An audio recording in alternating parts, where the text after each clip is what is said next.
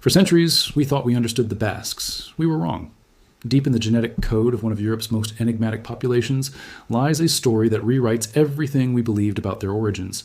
And it all starts with a secret that ancient bones have been keeping for thousands of years.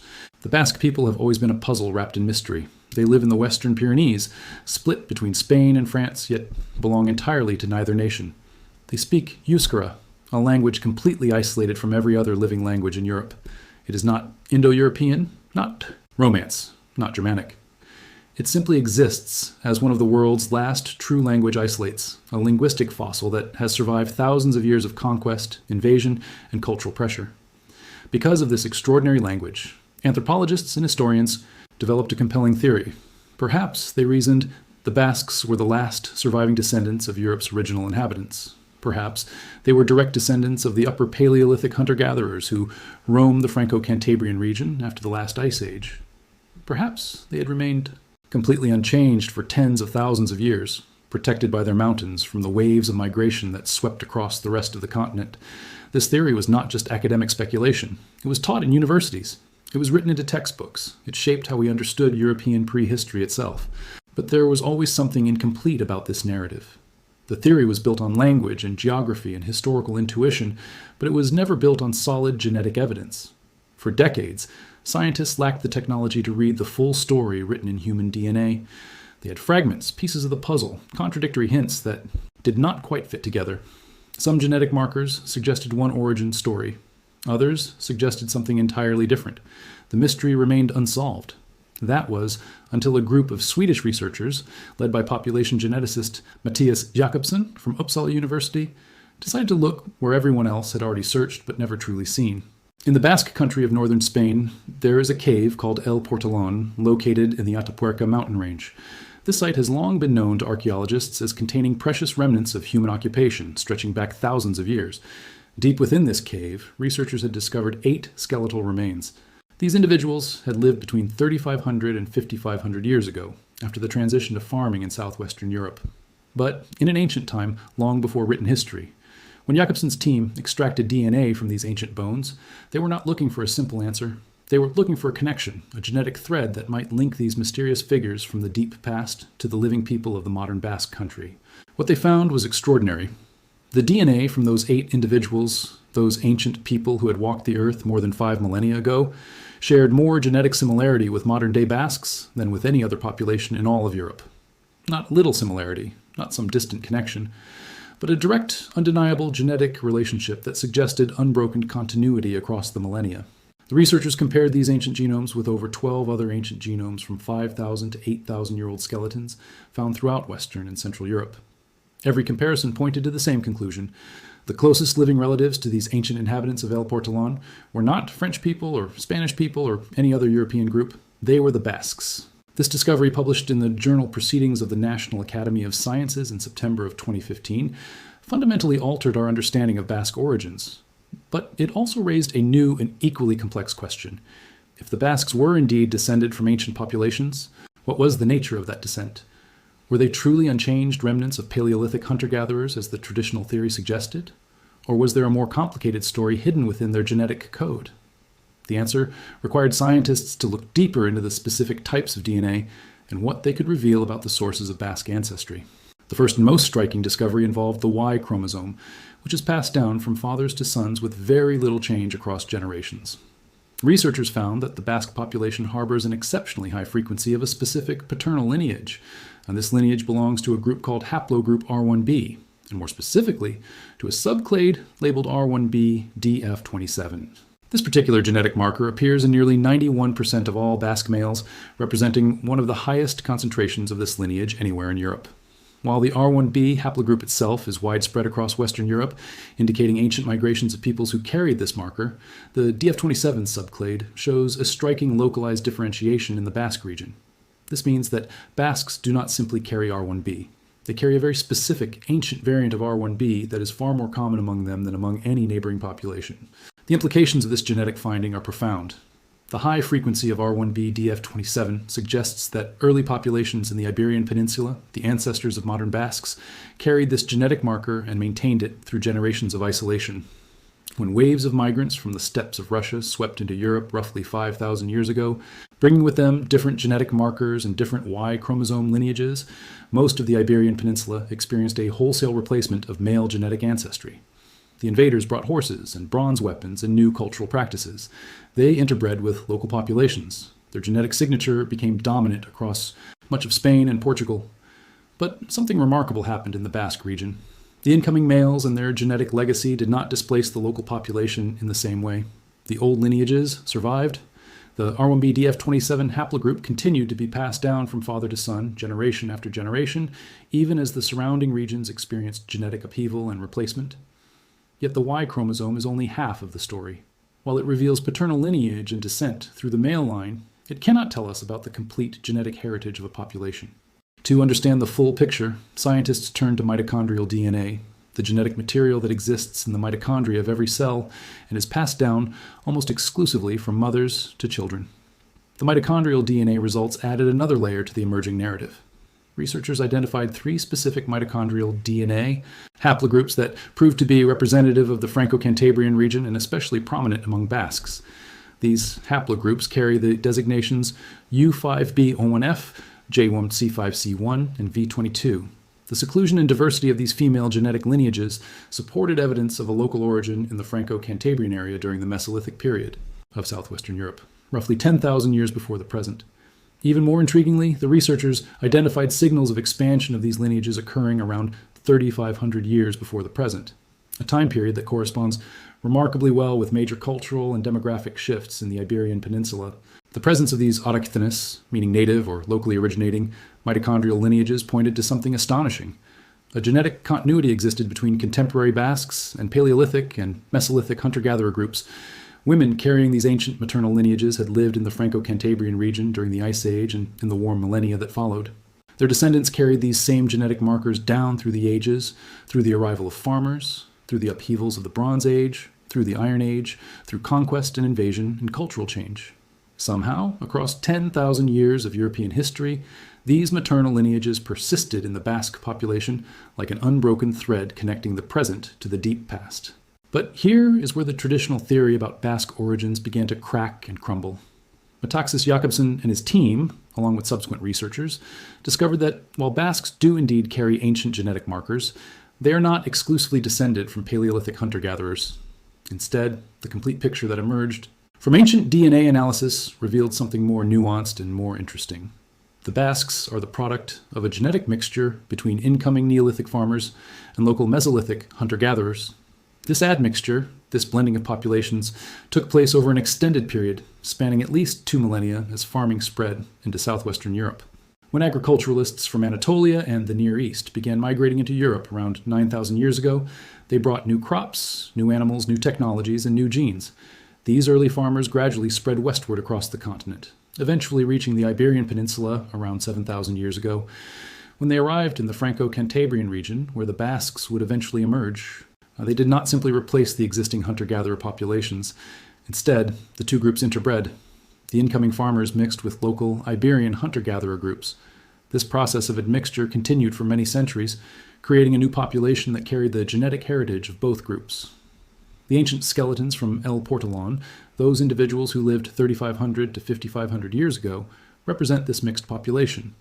They carried genetic ancestry from both the Neolithic farmer populations and the Mesolithic hunter-gatherer populations that preceded them. What makes the Basque case so remarkable is what happened next. After this period of mixture and admixture, the Basque population entered into a long period of relative genetic isolation. For thousands of years, they did not experience the same level of gene flow with neighboring populations that other Iberian groups did.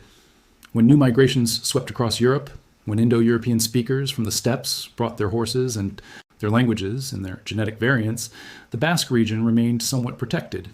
The genetic analysis reveals this protection clearly. The Basque population shows significantly lower levels of genetic admixture from post-Iron Age migrations, such as those brought by Romans or North African peoples, compared to other populations in the Iberian Peninsula. In other words, while neighboring Spanish and Portuguese populations were experiencing waves of new genetic input, the Basques maintained a more stable, more isolated genetic structure. This isolation was not accidental. Geography played a crucial role. The Western Pyrenees, the mountainous barrier that defines the Basque region, created natural barriers to human movement and interaction. The difficult terrain made trade and cultural exchange more challenging. The Basque language itself, that linguistic isolate that had puzzled scholars for centuries, now appeared not as a random historical accident, but as a marker of this deeper genetic isolation. The people who spoke this unique language had remained genetically distinct for millennia, not because they were unchanged relics of the Paleolithic, but because they were successfully isolated from the genetic upheaval that reshaped the rest of Europe. But there's another remarkable finding that emerged from the genetic studies. Around 4,500 years ago, something extraordinary happened in the broader Iberian Peninsula. Researchers studying ancient DNA from the Bronze Age discovered evidence of a major migration from the steppes north of the Black and Caspian Seas. This migration brought steppe herders with their distinctive genetic signature into Iberia. These migrants were predominantly male, suggesting that they arrived with their own populations, competed with existing groups, and ultimately contributed their genetics to many Iberian populations. The DNA signature of this steppe migration became dominant in much of Spain and Portugal. But again, in the Basque region, something different occurred. While there is some evidence suggesting that Basques may have had contact with these steppe populations, the genetic replacement was far less complete than in surrounding regions. The ancient maternal and paternal lineages survived. The Basque genetic profile remained relatively unchanged. The autosomal DNA analysis, examining the full genome rather than just single chromosomes, confirmed this picture of Basques as a distinct genetic population.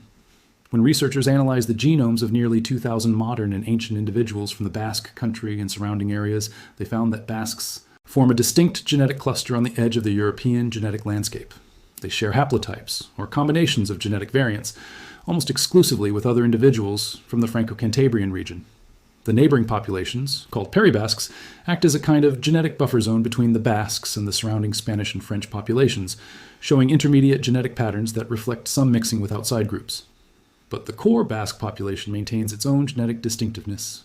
This genetic distinctiveness is reflected in multiple unusual biological markers that have long puzzled medical researchers and anthropologists. The Rh-negative blood group, for example, occurs at a significantly higher frequency in the Basque population than in almost any other human group worldwide. This blood type, which requires negative Rh factor antigen on red blood cells, is found in roughly 15% of European populations generally. But among Basques, the frequency reaches 27 to 30%, nearly double the continental average. This unusual frequency likely reflects the long period of genetic isolation. Because the Basque population remained relatively isolated for thousands of years, certain genetic variants that are rare elsewhere became more common through a phenomenon called genetic drift, where random changes in gene frequency are more pronounced in smaller populations. The genetic distinctiveness of the Basques also reveals something profound about European prehistory more broadly. For centuries, historians and anthropologists assumed that major cultural transitions, like the shift from hunter-gathering to farming, necessarily involved massive population replacements. When agriculture arrived in Europe from Anatolia, many scholars thought this must have meant the replacement of existing hunter-gatherer populations by invading farmer populations. But the Basque evidence suggests a more complex reality. In at least some regions of Europe, the transition to agriculture involved significant genetic admixture rather than complete replacement. Incoming populations and existing populations interbred, creating hybrid populations that carried the heritage of both groups. The Basques represent this kind of a mixed population, and their subsequent genetic isolation allowed this mixed ancestry to be preserved and identified by modern genetic analysis. During the Ice Age, when much of northern Europe was covered in glaciers, the Franco-Cantabrian region remained relatively habitable, and evidence suggests that human populations sheltered there. The cave art found at sites like Altamira and Chaucer in this region testifies to sophisticated human societies living there tens of thousands of years ago.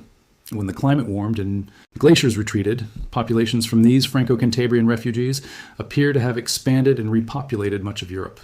Some of the most ancient mitochondrial DNA lineages found in Basques, such as the U8A haplogroup, have been dated to as far back as 28,000 years ago, suggesting that the Franco-Cantabrian lineages experienced expansion around 13,000 years ago, as the Ice Age ended and the climate warmed.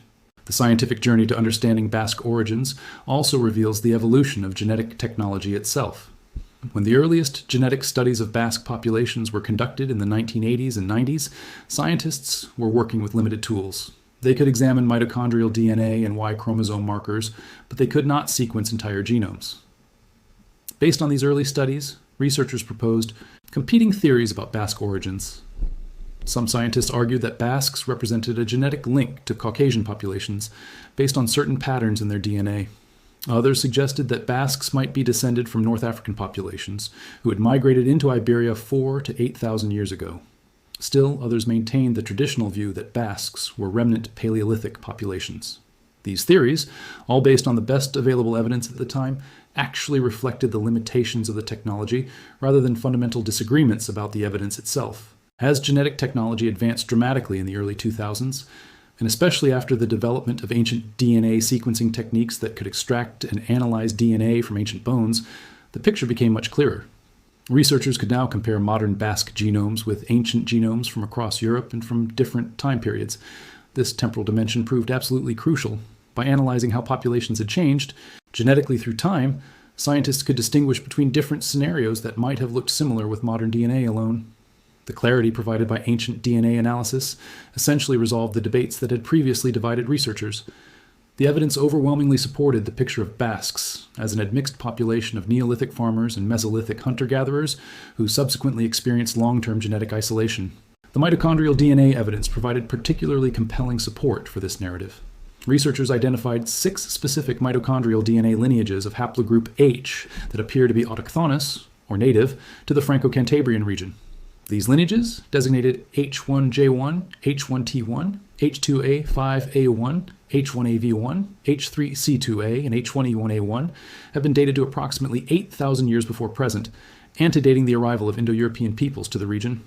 The existence of these ancient, locally originating lineages suggests a genetic continuity that stretches back to the very beginning of the Neolithic period in southwestern Europe. Yet these same individuals also carried genetic ancestry from the Neolithic farmer populations, as demonstrated by the presence of genetic markers characteristic of Anatolian and Near Eastern ancestry in ancient Iberian remains. The paleogenomic evidence also revealed something unexpected about the role of male versus female lineages in the admixture process. While paternal lineages appear to have remained relatively stable in the Franco-Cantabrian region, with R1b DF27 maintaining high frequency, even as steppe populations brought new Y chromosome lineages to other parts of Iberia, the maternal lineages show a more complex pattern. The ancient maternal lineages persist, but their frequency varies across different time periods and different Iberian populations. This suggests that while male-mediated gene flow into the region was limited, women may have married into and out of the region more frequently, contributing to slower gene flow while still maintaining the basic genetic integrity of the population. The discovery that the Basque genetic makeup reflects a long period of isolation has profound implications for understanding their culture and history. The Basque language, that linguistic enigma, now appears as part of a larger pattern of cultural and genetic distinctiveness. Languages, like genes, can persist or be replaced depending on patterns of migration and cultural contact. A population that remains genetically isolated for thousands of years is likely to maintain linguistic distinctiveness as well. The fact that the Basques speak a non-Indo-European language, while most of Europe speaks Indo-European languages, reflects their genetic history. They were not swept away by Indo-European migrations to the same degree that other populations were. Their ancestors survived in place, maintaining their language, their genes, their cultural identity through millennia of change around them. This linguistic and genetic persistence had real consequences for Basque history through recorded times. The Basques never fully adopted Christianity and European feudalism in the same way that surrounding populations did. They maintained their own political structures, their own legal traditions called the fuero system, their own sense of identity separate from Spain or France.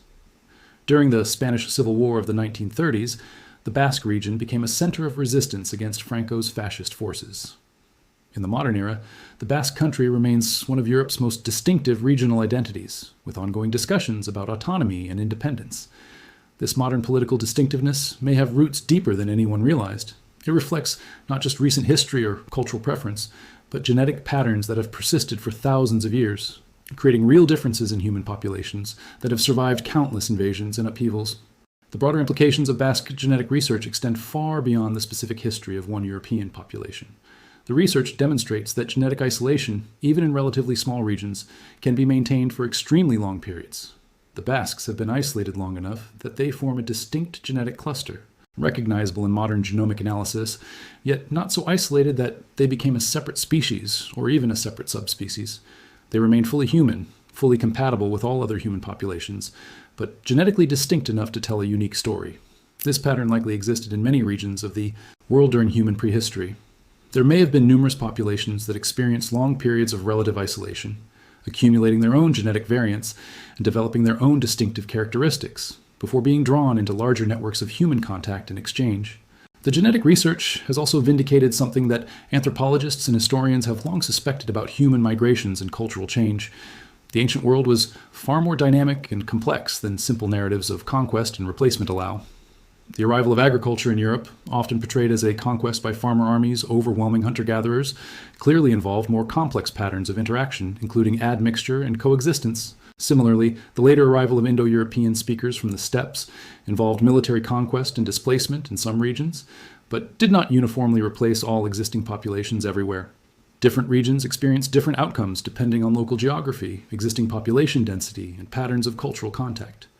The Basques, protected by their mountains and their difficult terrain, were less affected by these global transformations than populations living in more accessible regions. Recent research has also begun to examine the specific genetic advantages that might have allowed Basque populations to survive and maintain their distinctiveness for so long. Some researchers have suggested that the unusual frequency of R1b DF27 in the Basque population might be linked to specific advantageous traits. While no definitive links have been established, some genetic studies have hinted at associations between certain genetic variants found at high frequency and in Basques and traits related to metabolism, resistance to disease, or other characteristics that might have been advantageous in their specific geographic and climatic environment. However, most researchers emphasize that genetic drift and neutral evolution, where genetic changes occur randomly rather than through natural selection, likely explain much of the distinctiveness of Basque genetics. Random changes become more pronounced in isolated populations, allowing genetic variants that are rare elsewhere to become common through pure chance. The continuing research into Basque genetics also exemplifies how science itself evolves and how new technologies enable us to answer old questions in new ways. The debate about Basque origins that persisted for over a century was not resolved by scientists achieving absolute certainty or by overwhelming evidence crushing opposing viewpoints. Rather, it was resolved by scientists developing new tools powerful enough to read the genetic record directly, in its full complexity.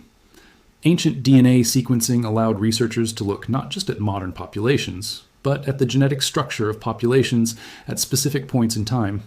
This temporal dimension proved absolutely decisive. By being able to compare modern Basques with ancient Basques and with other ancient populations from different times and places, scientists could construct a detailed picture of how populations change through time.